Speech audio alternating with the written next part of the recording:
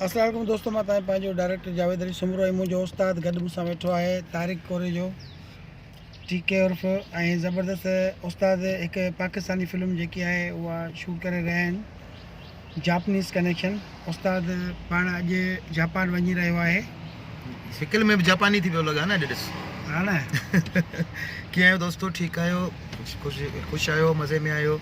बसि दुआउनि में यादि रखिजो, मुंहिंजी ज़िंदगी जो हिकिड़ो वॾे में वॾो ख़्वाबु आहे, उहो जेको आहे सो पूरो थियण वारो आहे। जेको सिनेमा स्क्रीन जे लाइ फिल्म ठाहे रहिया आहियूं, जैपनीज़ कनेक्शन, जंहिंमें असांजो दोस्त DOP परवेज़ अली सोमरो बि आहे ऐं जेको आहे सो हिन पाकिस्तान जी फिल्म असां शूट करे चुका आहियूं 40%, बाक़ी 60% जेका आहे उहा जापान में आहे। त अॼु असांजी फ्लाइट आहे शाम जो, त पंहिंजे दुआउनि सां असांखे रुख़सत कयो त असां पंहिंजे मक़सद में कामयाबु थियूं ऐं दुआ कजो त असांजी फिल्म कामयाबु थिए।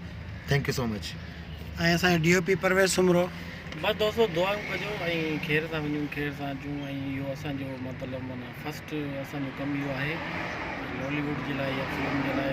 ॾाढी ख़ुशी थी रही आहे जेको असां माना पाकिस्तान खां ॿाहिरि वञूं था कमु कयूं। सॼी ज़िंदगी असां हिते कमु कयो आहे ऐं पंहिंजी महिनत सां ई जेको आहे सो महिनत माणी आहे। सो हाणे हींअर बि तव्हांजी दुआऊं असांखे खपनि ऐं वञी कामयाबु थी अचूं। जीअं त दोस्तो तव्हां सभु दुआऊं कंदव त इहे असांजो तारिक कोरे जो साहब परवेज़ सुमरो हिन जी जेकी बि टीम आहे, अलाह रसूल कंदो, ख़ैर सां वेंदा, ख़ैर सां मोटी ईंदा।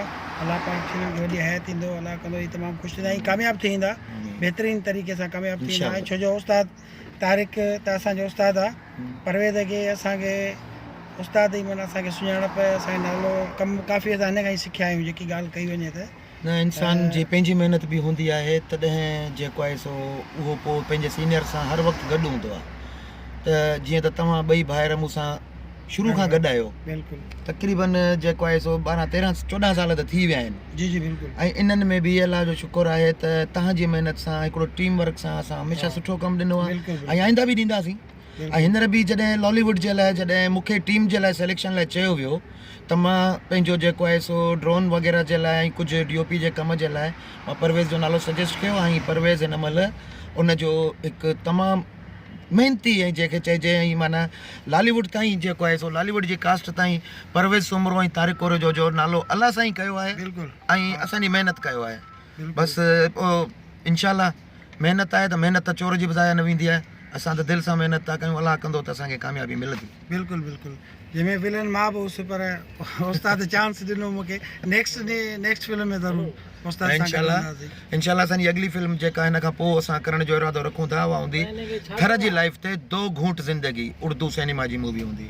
उन में जावेद असां सां गॾु हूंदो, जंहिंजी शूट सॼी असां थर में कंदासीं। माशाल्लाह। हींअर कहिड़ी जॻह ते? साथ सलामत।